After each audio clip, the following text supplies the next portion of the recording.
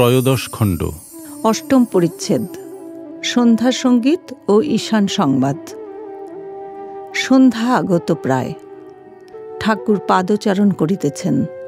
মণি একাকী বসিয়া আছেন ও চিন্তা করিতেছেন দেখিয়া ঠাকুর হঠাৎ তাহাকে সম্বোধন করিয়া সস্নেহে বলিতেছেন, গোটা দু এক মার্কিনের জামা দিও। সকলের জামা তো পরি না, কাপ্তেনকে বলবো মনে করেছিলাম, তা তুমিই দিও। মণি দাঁড়াইয়া উঠিয়াছিলেন, বলিলেন, যে আজ্ঞা। সন্ধ্যা হইল। শ্রীরামকৃষ্ণের ঘরে ধূনা দেওয়া হইল। তিনি ঠাকুরদের প্রণাম করিয়া বীজমন্ত্র জপিয়া নামগান করিতেছেন। ঘরের বাহিরে অপূর্ব শোভা। কার্তিক মাসের শুক্লপক্ষের সপ্তমী তিথি। বিমল চন্দ্রকিরণে একদিকে ঠাকুরবাড়ি হাসিতেছে, আর একদিকে ভাগীরথী বক্ষ সুপ্ত শিশুর বক্ষের ন্যায় ঈষৎ বিকম্পিত হইতেছে। জোয়ার পূর্ণ হইয়া আসিল। আরতির শব্দ গঙ্গার স্নিগ্ধোজ্জ্বল প্রবাহ সমুদ্ভূত কলকল নাদ সঙ্গে মিলিত হইয়া বহুদূর পর্যন্ত গমন করিয়া লয়প্রাপ্ত হইতেছিল। ঠাকুরবাড়িতে এককালে 3 মন্দিরে আরতি, কালী মন্দিরে, বিষ্ণু মন্দিরে ও শিব মন্দিরে। দ্বাদশ শিব মন্দিরে এক একটি করিয়া শিবলিঙ্গের আরতি। পুরোহিত শিবের এক ঘর হইতে আরেক ঘরে যাইতেছেন। বাম হস্তে ঘণ্টা, দক্ষিণ হস্তে পঞ্চপ্রদীপ, সঙ্গে পরিচারক, তাহার হস্তে কাঁসর। আরতি হইতেছে। তৎসঙ্গে ঠাকুরবাড়ির দক্ষিণ পশ্চিম কোণ হইতে রোশন চৌকির সুমধুর নিনাদ শোনা যাইতেছে। সেখানে নহবতখানা সন্ধ্যাকালীন রাগরাগিনী বাজিতেছে।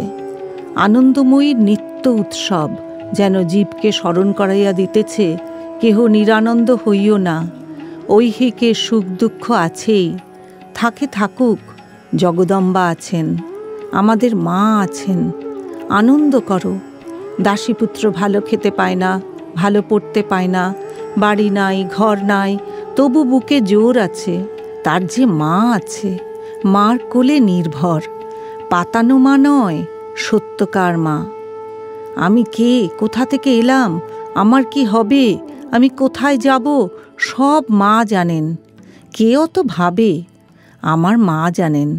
আমার মা, যিনি দেহ, মন, প্রাণ, আত্মা দিয়ে আমায় গড়েছেন। আমি জানতেও চাই না।